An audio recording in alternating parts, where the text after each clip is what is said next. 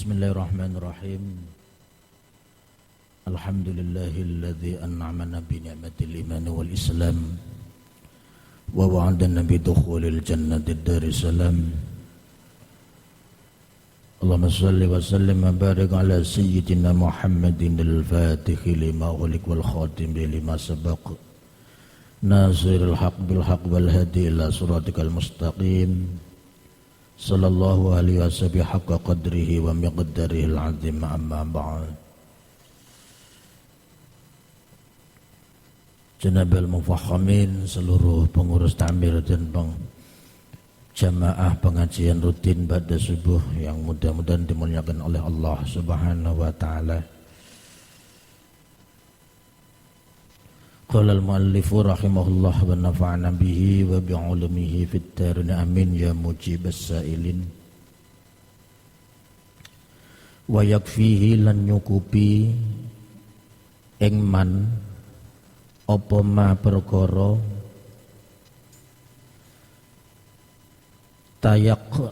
tayakkona kang iso dadi yakin sapa man bihi kelawan ma, yakin ta'atahu ing ta'ate man min tuharatin bayane saking bersuci wa sholatin lan sholat wa siyamin lan poso wa ingkana lan lamun ono iku lahu kedune man opo malun bondo ta'allama mongko belajar sapa man ma ing perkara yajibu kang wajib opo ma alihi ngatasé man fihi ing dalem mal, wala yuqaddimu lan ora kena dhisikake to nglakoni, wala yuqaddimu lan ora kena nglakoni sapa man ala amrin ing atase perkara hatta ya'lama sehingga ngerti sapa man hukmallahi ing hukume Allah fihi ing dalem amrin. Tasing nglajengaken pembahasan minggu kemarin bahwa kewajiban kita sebagai umat Islam adalah mempelajari pertama ilmu tauhid, yang kedua ilmu fikih, kemudian yang ketiga ilmu akhlak atau tasawuf. Kaitan dengan ilmu fikih ini, kewajiban kita itu tidak mempelajari ilmu fikih secara keseluruhan, enggak. Tetapi yang wajib bagi kita adalah apa yang kita lakukan sehari-hari itu harus kita pelajari hukumnya, fikihnya harus kita pelajari. Nopo sing kita lakukan sehari-hari, toharoh, wudu, mandi, sholat, puasa, niku kedang ngertos. Mergi pembahasan fikih itu terlalu luas. Tidak semua masalah-masalah fikih wajib diketahui oleh umat Islam. Sing wajib diketahui umat Islam adalah masalah-masalah yang kita lakukan sehari-hari atau yang akan kita lakukan. Contohnya ngeten, nek salat wudu kan wis mesti, semua wajib belajar. Semua wajib tahu. Dus pun dicarane wudu sing bener, dus pun dicarane sholat sing bener. Kedang ngertos niki. Rukune sholat piye, carane sholat pas takbiratul ihram bagaimana, niatipun pripun, carane niat. Wudu nggih ngoten. Carane mbasuh wajah niku pripun. Niki masalah sepele tapi penting. Adapun masalah zakat niku sing wajib mempelajari tiang-tiang sing wajib zakat. Terus nek wong fakir, wong sing mboten wajib zakat niku mboten wajib mempelajari masalah zakat. Nggih kenging belajar zakat ndak apa-apa, tapi ndak wajib. Umpama kok mboten belajar zakat, mboten dosa. Nggih. Lah sing wajib-wajib zakat niku lho, sing harus paham harta apa saja yang wajib dizakati, berapa kadar zakatnya, siapa saja yang harus diberi zakat. Ini harus paham. Kapan harus mengeluarkan zakat? Harus paham. Niki bagi tiang-tiang yang kewajiban untuk berzakat.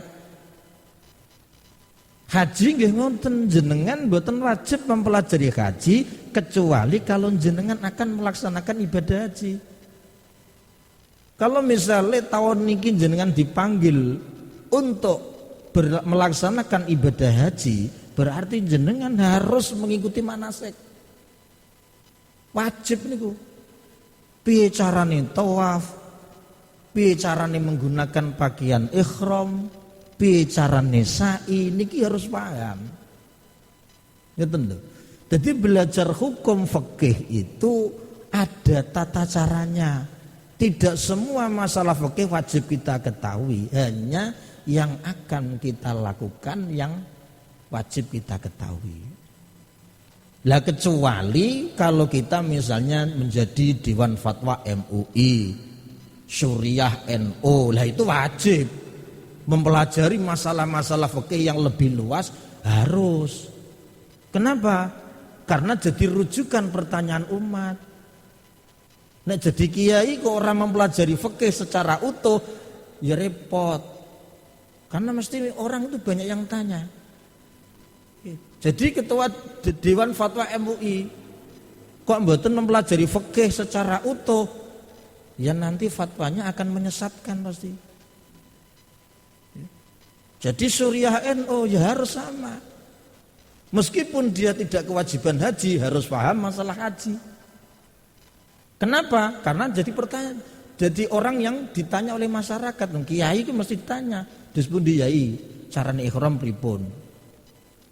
Dia harus bisa jawab, harus bisa nerangkan kepada masyarakat. Niki lho. Nggih. Makanya Mbah Hasyim teng mriki dawuhe ngoten ya. Jadi yang kita pelajari itu adalah apa yang akan kita lakukan. Ini khusus untuk masyarakat awam. Kalau orang-orang tertentu ya tadi harus pembahasan fikihnya harus luas. Jadi kata jenengan-jenengan itu ndak perlu lah mempelajari fikih detail tentang fikih siasah, masalah fikih politik, fikih peradilan, perundang-undangan, masalah jinayat, hudud, mboten perlu, mboten wajib jenengan. Cara jenengan belajar nggih sae tapi mboten wajib. Kewajiban jenengan gini ke wudu, piye carane wudu, carane bersuci, carane ngilangin najis, carane salat. Mergo nek sedanten tiyang niku diwajibno belajar fikih padahal masalah fikih itu terlalu banyak, luas. Ya kasihan, nggih. Berat itu, berat. Makanya hanya pada batas-batas tertentu mawon, ya. Kecuali orang-orang niku sing kula sebutake yang memang dia menjadi rujukan pertanyaan masyarakat, biasa memberikan fatwa, biasa memberikan mauidhah. Bagi orang-orang seperti ini, ustadz yang bisa memberikan ceramah harus belajar fikih betulan, jangan asal-asalan. Sebab kalau dia belajar fikih asal-asalan, dia sudah berani memberikan ceramah tentang fikih, ini nanti dolla wa adolla. Makanya Mbah Hasyim Asy'ari itu di dalam kitab Risalah Ahlussunnah wal Jamaah itu sampai menyatakan hati-hati kita belajar ilmu kepada siapa kita belajar ilmu. Dilihat dulu pernah mondok enggak. Kalau bicara masalah hukum itu harus hati-hati. Ini yang kita jadikan guru ini pernah mondok enggak?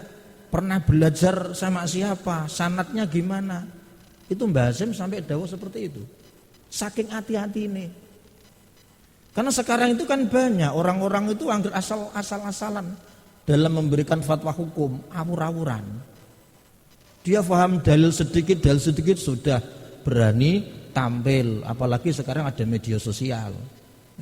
Di FB, di WhatsApp atau di di Instagram. Makanya itu. Jadi harus kalau sudah berani tampil sebagai seorang ustadz, sebagai seorang kiai, sebagai seorang mubaligh, konsekuensinya dia harus belajar benar dalam permasalahan agama, jangan sampai dhalla wa adalla, sesat dan menyesatkan. Ini bahaya. Bahaya betul.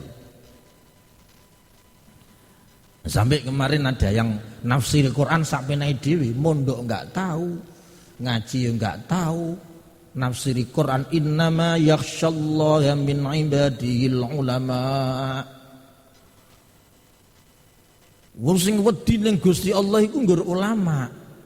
Lho niku ditafsiri sing wedi ning Gusti Allah ulama, berarti sapa wae wedi ning Gusti Allah ya ulama. Cecek kok wedi ning Gusti Allah ya berarti cecek niku ulama. Lha ngoten niku. Lho niku di-upload, diviralkan tenggone YouTube, ditonton orang banyak. Sing jenenge ulama itu adalah ular ya bisa jadi ulama asalkan takut pada Allah.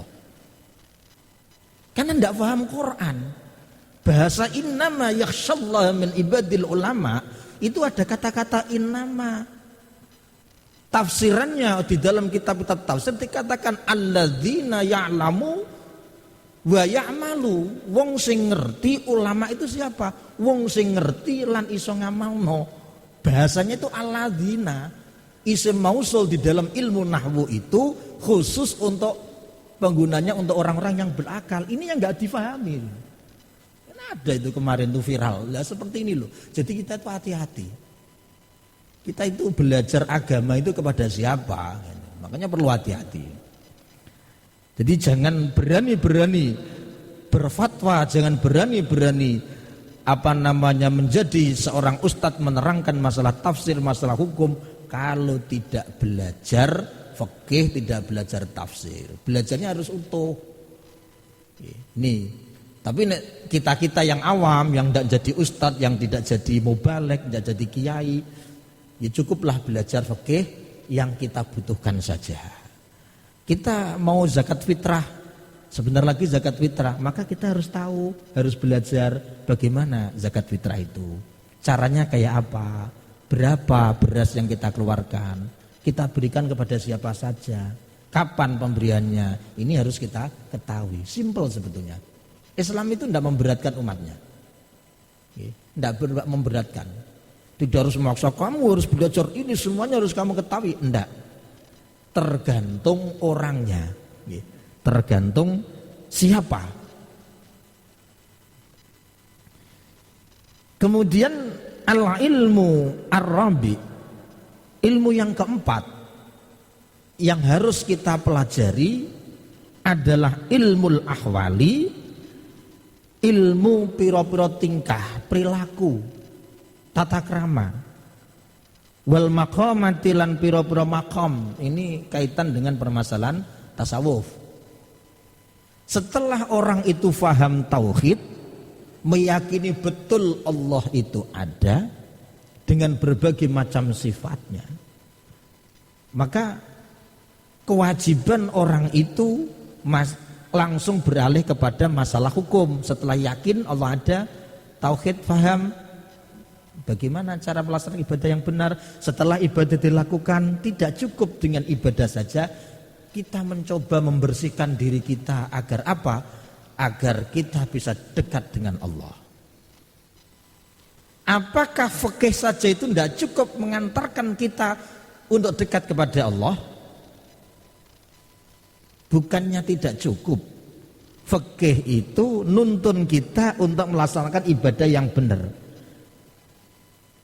Tapi orang beribadah itu kadang masih disisipi riya, sum'ah, sombong, takabur, dan lain-lain. Orang sering ibadah tapi kadang-kadang masih disisipi rasa suudon kepada orang lain, hasud, iri. Ini loh.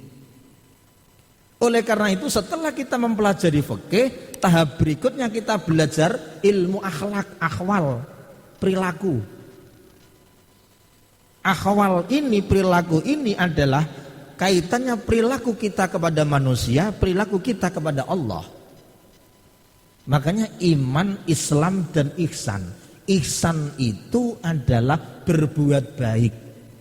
Berbuat baik kepada siapa? Kepada Allah, juga kepada manusia. Maksudnya ihsan kepada Allah itu bagaimana? Ya beribadah Allah dengan benar. Beribadah kepada Allah dengan benar. Husnudzon kepada Allah. Jadi ihsan itu diawali satu husnudzon kepada Allah, husnudzon kepada manusia, husnul ibadah, baru nanti husnul akhlak dan husnul khitam. Terakhir husnul khotimah. Tahapan mencapai husnul khotimah itu diawali dari husnudzon dulu. Berprasangka baik pertama kepada Allah. Tiang niku wajib husnudzon kepada Allah. Gusti Allah husnudzon pada Allah niku terus pundi maksudnya? Husnudzon pada Allah niki contohnya ngeten. Saat niki ra musim corona. Musim corona. Kata Rasulullah dalam hadis qudsinya, ya kata Allah dalam hadis qudsi yang diriwayatkan oleh Kanjeng Nabi dawuh ana inda dhanni abdi bi wa ana ma'ahu. Saya itu tergantung persangkaan hambaku. Contoh musim corona ngeten niki kalau kita praktekkan husnudzon kepada Allah. Musim corona ngeten niki nek jenengan husnudzon kepada Allah, insya Allah jenengan selamat. Napa husnudzon ini? Saya sudah ikhtiar, saya yakin Allah akan menyelamatkan orang-orang yang berikhtiar dan beribadah kepada Allah. Saya yakin Allah tidak akan menzalimi hambanya. Allah tidak akan membinasakan hambanya. Husnudzon betul. Jangan sampai kita seudon. Waduh iki kita mati kabeh perkara corona. Lah seudon sik wis. Kita sudah seudon kepada Allah. Ikhtiar, betul harus ikhtiar, wajib ikhtiar itu. Wong Kanjeng Nabi dawuh, firra minal madzum firaraka minal asad. Larilah kamu dari orang yang terkena penyakit kusta waktu zaman Rasulullah. Penyakit yang menular itu adalah penyakit juzam. Juzam itu kusta. Lepra cara Jawane. Lepra niku rak moro-moro lama-lama anggota tubuh kita ini rontok, itu lepra. Itu menular betul itu. Sama dengan corona. Tapi lebih bahaya corona. Kenapa? Kalau lepra itu terlihat, kalau corona kan tidak terlihat. Ngerti loh. Yang susah itu corona itu tidak terlihat, sehingga siapapun disudoni, ngoten. Akhirnya kita itu sudon kepada orang.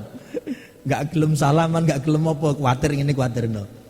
Lah, tapi nyuwun sewu, jenengan tidak salaman, menjaga jarak, itu jangan didasari seudon.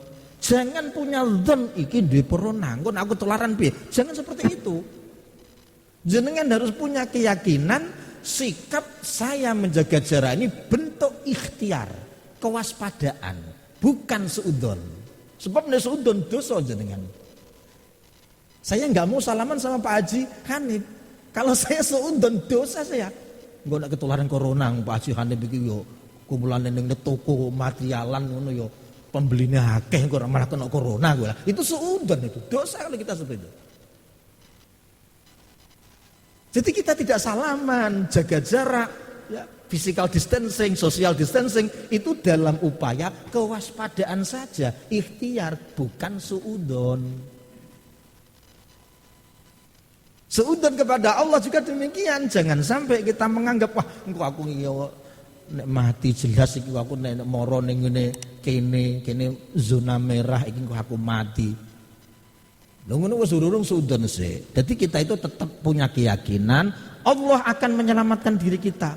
Selama kita sudah ikhtiar zahir, ikhtiar batin, Allah tidak akan membinasakan hambanya. Itu namanya husnudzon kepada Allah. Ana inda dzanni abdi bi wa ana ma'ahu.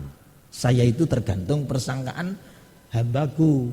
Nek hambaku nyono aku apa membinasakan ya tak binasakno tenan, ngono gamane ngoten. Wa ana ma'ahu. Dan saya akan bersama hambaku. Jadi membangun apa namanya positive thinking ya, persangkaan yang baik kepada Allah, kepada sesama itu wajib, harus. Sebab disinilah sebetulnya tonggak pertama kita menjadi orang baik. Ihsan itu diawali husnudzon dulu, diawali dengan husnudzon, baru husnul ibadah. Husnul ibadah itu artinya apa? Ketika kita sudah belajar fikih, tata cara sholat yang benar, kita bisa mempraktekannya, bagaimana takbiratul ihram, bagaimana niat. Nah, husnul ibadah di situ adalah kita menekankan, menanamkan rasa ikhlas kita, ibadah kita hanya untuk Allah. Itu namanya husnul ibadah. Di samping rukun-rukun syarat-syaratnya kita mengikuti aturan fikih, kemudian ati ditoto, aku sholat hanya untuk Allah. Inna sholati wa nusuki wa mahyaya wa mamati lillahi rabbil alamin. Ini husnul ibadah. Ini husnul ibadah. Sebab kalau kita Masya Allah baca di dalam kitab tasawuf itu, di dalam tidak usah jauh-jauh, di Bidayatul Hidayah karya Hujjatul Islam Al-Imamul Ghazali, Mbah Yai Sahal itu kalau nanti ngaji itu Mbah Yai Sahal ini aku mular, mboten saged nutukno ngaji nih Mbah Yai Sahal Mahfud kajen. Begitu ngaji bahas masalah riya dalam masalah ibadah, beliau langsung mular, tidak kuat, kitabnya ditutup. Di situ dijelaskan Imam Ghazali detail bagaimana malaikat membawa amal seorang hamba yang rajin sholat sampai di langit amal itu dibuang, tidak diterima. Alasannya apa? Dia masih punya sifat riya, dia masih punya pamer, sum'ah, kepengin dipuji, kepengin masyhur. Ini. Jadi memang sulit. Maka kita belajar husnul ibadah itu di situ. Ihsan. Ini rangkaian daripada ilmu tasawuf. Bagaimana mempelajari ilmu tasawuf? Apa itu tasawuf? Tasawuf adalah membersihkan diri kita dari sifat-sifat yang tidak baik. Kalau kita hanya fikih saja tanpa diimbangi dengan tasawuf, yang muncul adalah faqat tafassaqa, kefasikan. Kefasikan apa? Ya tadi, ati dadi atos, ikhlase angel, takaburi enek, riyae yo enek. Itu namanya fikih tanpa diimbangi dengan tasawuf.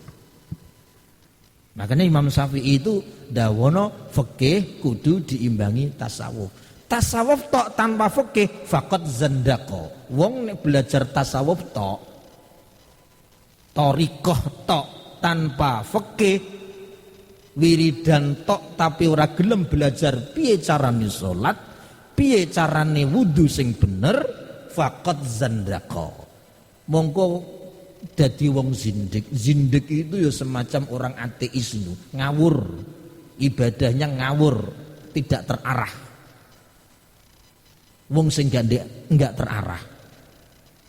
Jadi orang ahli ibadah tapi tidak didasari dengan ilmu, hanya wirid tok, kepengin cedak ning Gusti Allah tapi tidak melaksanakan ibadah sesuai dengan tuntunan fikih, niki akan jadi orang zindik. Sulit, tidak akan bisa. Padha karo jenengan badhe teng Surabaya, tapi orang ngerti carane jalure menuju Surabaya itu lewat mana, kesasar jenengan. Apa nu Surabaya kok metu Bulu, jeblok Sarang, jebose tekan Rembang, Pati, Kudus, Semarang, orang tekan Surabaya. Jalure keliru. Nah, fikih itu tujuannya kan memberikan rambu-rambu, ini loh arahnya ke sana. Nah, setelah itu coro dalan wis enek, karek diperhalus. Iki aspalnya kok kurang apik, dia tambal aspal yang baik, jalannya dibikin bagus. Jadi sing babat fikih, sing ngapiki tasawuf.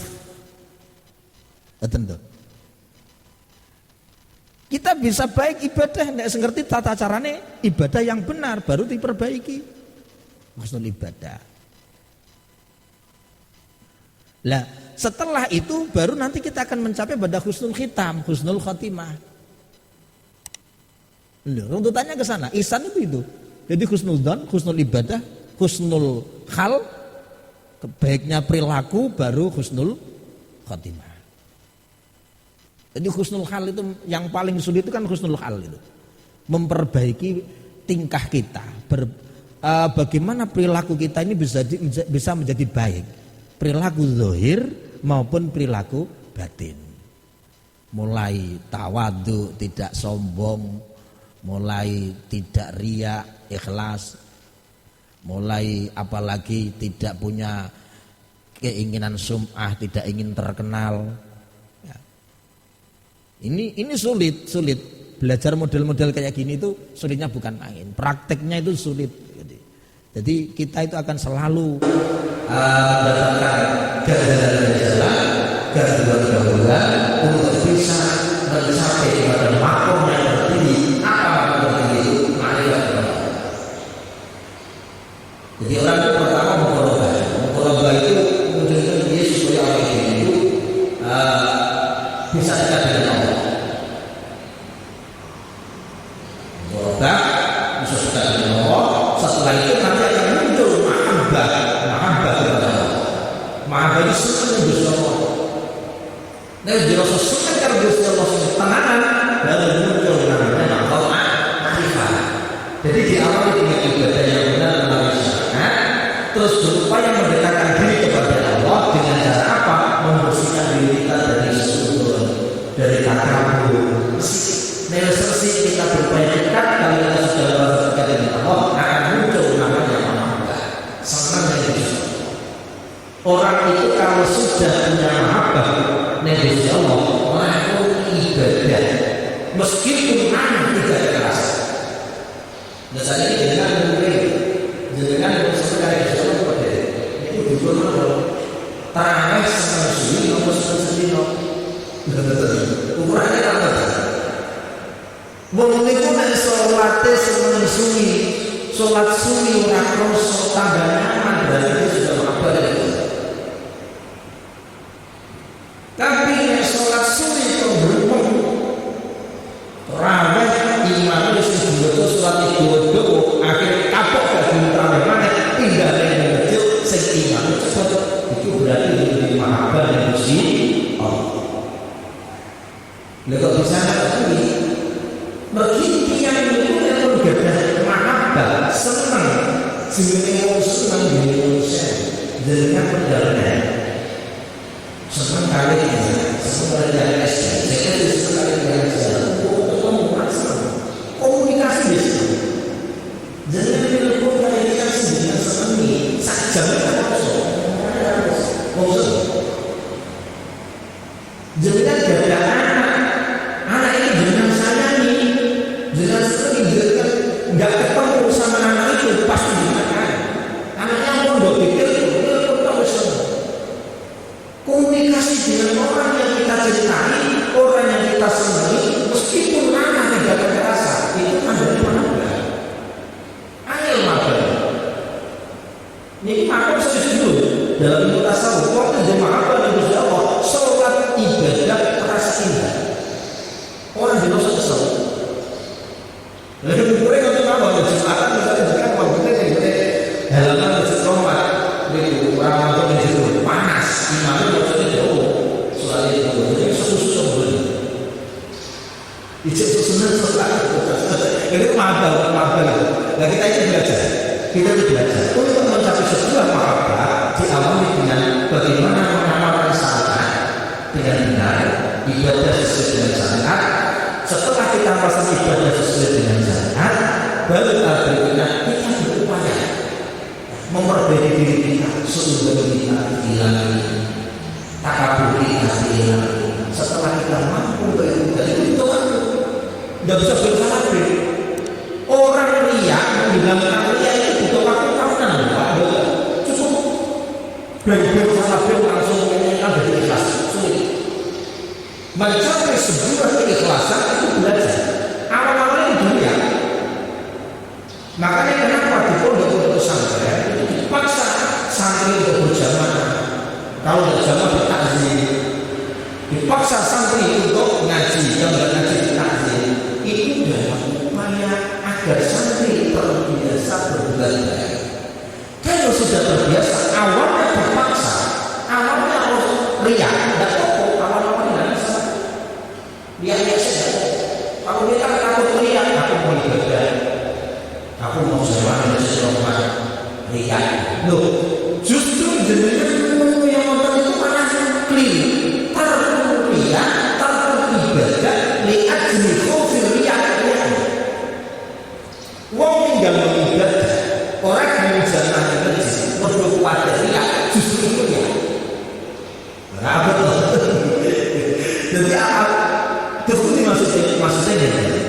ibadah itu kita paksa, kebaikan itu kita paksa. Meskipun awal-awal tidak tahu, tapi insya Allah kalau itu sudah menjadi kebiasaan, dia akan hilang dengan sendirinya.